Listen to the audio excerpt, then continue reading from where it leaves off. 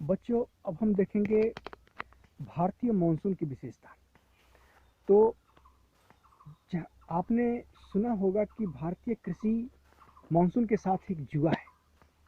ऐसा इसलिए कहा जाता है कि जुआ चूंकि अनिश्चितता का खेल होता है, और कृषि यदि मानसूनी वर्षा पर आधारित हो तो कृषि का होना भी अनिश्चितता का ही खेल होता है, क्योंकि मानसून खुद एक अनिश्चितता के साथ वर्षा प्रदान करने वाली हवा है, जहाँ न इसके सही समय पर आने का भरोसा होता है, ना सही समय के साथ लौटने का भरोसा होता है, ना हर साल पर्याप्त या उचित मात्रा में वर्षा करने का भरोसा होता है, और ना ही इसके किसी अन्य विशेषताओं के बारे में भरोसा होता है। ये अनिश्चितता वाली बारिश होती है। भारतीय किसान अनिश्चितता में ही रहते हैं, फिर भी खेती करते हैं। तो भारतीय मानसून अनिश्चितता वाले मौसम या जलवायु विशेषता का भाग है। खैर, तो सबसे पहले तो मैं ये बता दूं कि अगर हम भारतीय मानसून से होने वाली वर्षा की बात करें तो बहुत कम हिस्सा, मात्र भारत का 11% हिस्सा ऐसा है जहां पर 200 सेंटीमीटर से ज़्यादा वर्षा होती है। दूसरा 21% हिस्सा ऐसा है जहां 125 सेंटीमीटर से 200 सेंटीमीटर वर्षा होती है। तीसरा मात्र 37, हाँ, सबसे ज़्यादा 37% भारतीय भूभाग ऐसा है जहां 75 से 125 सेंटीमीटर वर्षा होती है। इसी तरह से आपका मात्र 24% हिस्सा ऐसा है जहां 35 से 75 सेंटीमीटर वर्षा होती है, और 7% हिस्सा इस तरह से है जहां 35 सेंटीमीटर से भी कम वर्षा होती है। 35 सेंटीमीटर या 25 सेंटीमीटर से कम वर्षा का क्षेत्र आपको पता है? अरावली के पश्चिम का भारतीय थार मरुस्थल, वृष्टि छाया प्रदेश जो कि पश्चिमी घाट पर्वत के ठीक पूर्वी हिस्से में है, और लद्दाख का क्षेत्र।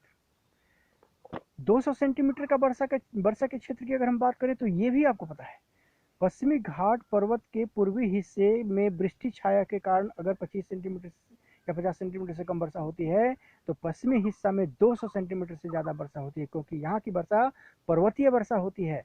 अरब सागर से चलने वाली शाखाओं को पश्चिमी घाट पर्वत रोकते हैं और भारी वर्षा कराते हैं, क्योंकि रोकने के कारण हवाएं, आर्द्र हवाएं, समुद्र से चलने वाली आर्द्र हवाएं ऊपर उठती हैं, और जैसे ही ऊपर उठती हैं संघनन तेजी से होता है और मूसलाधार बारिश होती है। लेकिन जैसे ही पश्चिमी घाट पर्वत के पूर्वी हिस्से में नीचे उतरती हैं तो हवाएं गर्म होने लगती हैं, फैलती हैं और वर्षा बंद हो जाती है। खैर, तो 200 सेंटीमीटर का पहला क्षेत्र था आपका पश्चिमी घाट पर्वत का पश्चिमी ढाल। दूसरा है अंडमान निकोबार द्वीप समूह। तीसरा है पूर्वोत्तर भारत। तो ये ऐसे हिस्से हैं जो भारत में 200 सेंटीमीटर से ज़्यादा वर्षा पाते हैं। ये मात्र 11% हिस्सा है। खैर, सर्वाधिक 37% हिस्से में आपको 75 से 125 सेंटीमीटर की वर्षा होती है। तो ये है सबसे पहला तो मानसूनी वर्षा में अंतर होना, अलग अलग क्षेत्रों में अलग अलग मात्रा में वर्षा का होना। दूसरा कि मानसून वर्षा में वेरिएबिलिटी ऑफ रेन, वर्षा जहां सबसे ज़्यादा होती है वहां सबसे कम होती है, लेकिन वेरिएबिलिटी ऑफ रेन, वर्षा जहां सबसे कम होती है वहां सबसे ज़्यादा होती है। एक तो कम वर्षा, और दूसरा बहुत कम समय तक वर्षा, बहुत अनिश्चितता के साथ होने वाली वर्षा। जैसे 200 सेंटीमीटर का वर्षा क्षेत्र है जहाँ वर्षा के होने की निश्चितता भी ज़्यादा है और मात्रा भी ज़्यादा होती है, समय भी ज़्यादा समय तक होता है। अब केरल में 5 जून को वर्षा होना स्टार्ट हो जाता है, और मानसूनी हवा को पंजाब तक पहुंचने में 2 महीने लग जाते हैं। तो केरल इस 2 महीने तो वर्षा पाएगा ही। अब मानसूनी हवा को लौट कर केरल में आने में फिर 2 महीने लगेंगे, तो कुल कितने हो गए? 4 महीने। तो जाने में 2 महीने और आने में 2 महीने, और वर्षा की कुल अवधि 4 महीने। तो केरल में कुल वर्षा कितनी हुई? 6 महीने।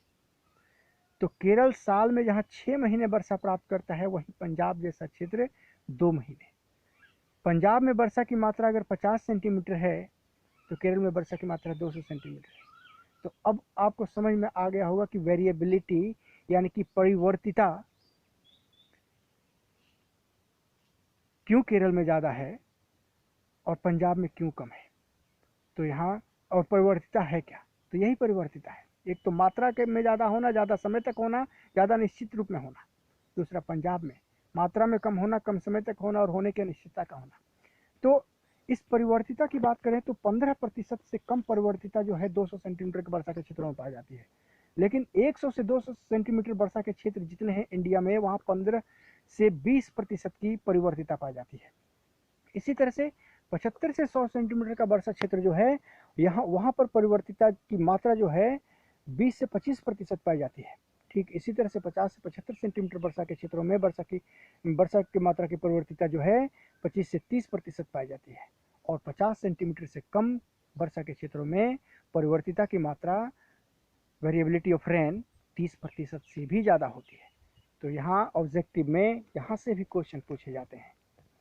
खैर, तो जहाँ केरल में 5 जून को वर्षा प्रारंभ हो जाता है, वहीं पंजाब में यह 1 जुलाई को प्रारंभ होता है और 20 सितंबर को समाप्त हो जाता है। लेकिन केरल में 30 नवंबर को समाप्त होता है, क्योंकि 20 सितंबर को समाप्त होने के बाद मानसूनी हवाएं लौटने लगती हैं और लौट कर जाने में इसको 2 महीने लग जाते हैं। इसलिए केरल में नवंबर में वर्षा समाप्त होती है। खैर, तो दूसरी बात यह है कि वर्षा की अवधि कहीं ज़्यादा है तो कहीं कम है, वर्षा की मात्रा कहीं ज़्यादा है तो कम है। वर्षा के मानसूनी वर्षा के लगातार होने की निश्चितता भी कम हो, कोई निश्चित नहीं है। लगातार होने की संभावना भी कोई निश्चित नहीं होती है। इसी तरह से मतलब कि मानसून विच्छेदता की बात करें तो कभी मानसून विच्छेदता बहुत कम समय के लिए होती है तो कभी बहुत लंबे समय के लिए होती है। सामान्यतः मानसूनी विच्छिन्नता की घटना या विभंग होने की घटना, मानसून विभंगता की घटना जो है, गैप ऑफ मानसून की घटना जो है, वो पूरे भारत में सबसे ज़्यादा अगर देखी गई है तो वो या पाई गई है तो वो है अगस्त माह में। अगस्त महीने में सबसे ज़्यादा मानसून विभंगता की घटना या विच्छिन्नता की घटना जो है पाई जाती है। इसी तरह से मानसून के फटने की घटना या मानसून के आरंभ होने की घटना कभी यह समय पर आता है तो कभी समय से काफ़ी बाद आता है और कभी समय से काफ़ी पहले भी आ जाता है। तो इस स्थिति में भारतीय कृषि काफ़ी प्रभावित होती है, क्योंकि समय से पहले आ जाए तो कृषि ना हो पाए और समय से बाद में भी आए तो भी कृषि सूख जाए। तो इस तरह से मानसून की अनिश्चितता भारतीय कृषि को काफ़ी प्रभावित करती है। तो हाँ, दूसरी बात ये होती है कि वर्षा काल इन मानसूनी हवाओं के कारण भारत में लगभग 4 महीने का होता है। लेकिन चारों के चारों महीने वर्षा भरपूर वर्षा वाले नहीं होते हैं। इस 4 महीने यानी कि 120 दिन में से केवल 40 से 45 दिन ही ऐसे होते हैं जिसमें भारी बारिश होती है या भरपूर वर्षा होती है। और इसी 40 से 45 दिन में मानसून काल की सारी वर्षा का, संपूर्ण वर्षा का 80% वर्षा, या ये कहिए कि साल भर में जो वर्षा प्राप्त होती है, इस वर्षा का 80% वर्षा इसी 40 से 45 दिनों में भारत को प्राप्त हो जाती है। तो यदि कम समय में सारी वर्षा प्राप्त हो जाए तो क्या आप जल का संचय कर पाएंगे? नहीं। तब उस स्थिति में बाढ़ की स्थिति उत्पन्न होती है। अवतलित क्षेत्रों में जहाँ से जल की निकासी कम होती है, ऐसे क्षेत्र बाढ़ में डूब जाते हैं। तो इस तरह से इसीलिए कहा जाता है, इस 40 से 45 दिनों में ही चूंकि सारा जल ये मानसूनी हवाएं उड़ेल देती हैं, इसीलिए कहा जाता है कि भारतीय मानसूनी बादल बरसते नहीं हैं बल्कि जल उड़ेलते हैं।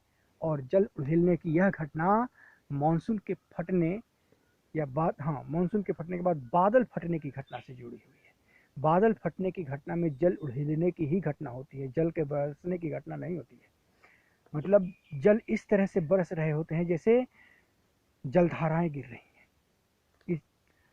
हाँ, मतलब बहुत कम समय में सारी वर्षा का हो जाना मानसून के फटने की घटना होती है, बादल के फटने की घटना होती है। तो ये घटना होती है। तो ये कुछ मानसूनी हवाओं की विशेषताएं थी जो आपसे पूछा जाता है। और भारतीय कृषि और भारतीय अर्थव्यवस्था पर मानसूनी हवाओं के इन्हीं विशेषताओं के प्रभाव के बारे में जानने हेतु प्रश्न पूछे जाते हैं कि भारतीय कृषि को या भारतीय अर्थव्यवस्था को भारतीय मानसून किस प्रकार प्रभावित करता है। ये लॉन्ग क्वेश्चन में आता है, थोड़ा इसको ध्यान से देख लेंगे। अब हाँ, तो ये रहा मानसून का चैप्टर, इसको आप लोग वजह से तैयार कर लेंगे। ये वीडियो मानसून की विशेषताओं से संबंधित था। यहाँ से क्वेश्चंस आते हैं, इसे देखिए, लाइक कीजिए और सब्सक्राइब जरूर कीजिए। दोनों बातें करनी है। Thank you.